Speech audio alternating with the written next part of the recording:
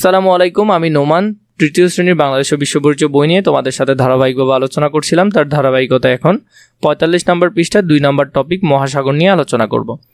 পৃথিবীর ৪ ভাগের ৩ ভাগ জল আর ১ ভাগ হলো স্থল। স্থলভাগের চারপাশে আছে বিশাল লবণাক্ত জলরাশি, মানে আমরা যে জায়গার মধ্যে বা যে ভূমির মধ্যে থাকি সেটার কিন্তু আশেপাশে যত পানি আছে এগুলো সব কিছুইগুলো কিন্তু এই পানি সবগুলোই কিন্তু লবণাক্ত পানি। কারণ আমরা জানি আমাদের সাগরের পানি কি হয়, লবণাক্ত হয়।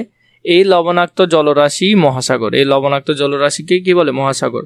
পৃথিবীতে মোট 5টি মহাসাগর রয়েছে। আমাদের পৃথিবীতে মোট 5টা মহাসাগর রয়েছে। প্রশান্ত মহাসাগর সবচেয়ে বড় এবং আর্কটিক মহাসাগর সবচেয়ে ছোট।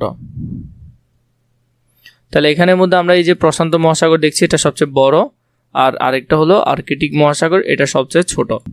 কত বলেছে মানচিত্রে জলভাগ চিহ্নিত করি এবং উপরের মানচিত্রে মহাসাগর খুঁজে বের করে তার নিচে লিখি। এখানে মহাসাগরগুলো 5টা মহাসাগর নাম আমরা লিখব।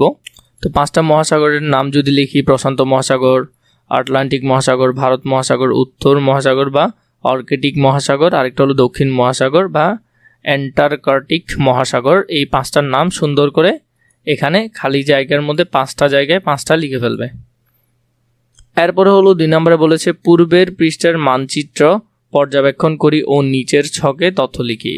এশিয়া ও ইউরোপের ওপর অবস্থিত মহাসাগর হলো উত্তর মহাসাগর বা আর্কটিক মহাসাগর। যেমন আমরা যদি এখানের মধ্যে দেখি ইউরোপ এবং এটা হলো এশিয়া, এই দুইটার মধ্যে যেটা আছে ইউরোপ এবং এশিয়ার মধ্যে এই আর্কটিক মহাসাগর আছে।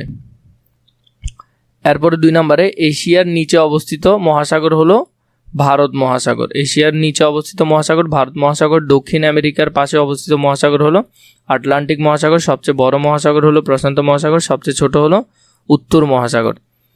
তো এখানের মধ্যে এই যে ইনফরমেশনগুলো আছে এগুলো এখানে পূরণ করে ফেলবে। ঘ নম্বরে যেটা দিয়েছে নিচে দেওয়া তালিকা থেকে মহাদেশ ও মহাসাগরের নাম খুঁজে বের করে তা ছকে লিখি।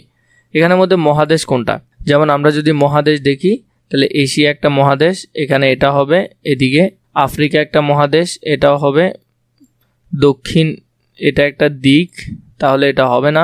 এরপরে হলো যে অস্ট্রেলিয়া, এটা একটা মহাদেশ, এটাও হবে এখানে, তাহলে এগুলো হবে না। এরপর দেখো অ্যান্টার্কটিকা, আমি এগুলো নীল কালার করে দিচ্ছি তোমাদেরকে। অ্যান্টার্কটিকা একটা মহাসাগর, প্রশান্ত একটা মহাসাগর, ভারত একটা মহাসাগর, আটলান্টিক একটা মহাসাগর। তো এগুলো সবগুলো এখানে হবে। তোমরা যদি দেখতে চাও তাহলে মহাদেশের মধ্যে হলো এগুলো মহাদেশ, আর সাগরের মধ্যে হলো এগুলো মহাসাগর। তো এখানে আমি তোমাদেরকে দেখিয়ে দিলাম, বৃত্ত দিয়ে এগুলো তোমরা করে নিতে পারবে। ঘতে বলেছে জলভাগ নীল রং করি এবং মহাসাগরগুলোর অবস্থান চিহ্নিত করে নাম লিখি।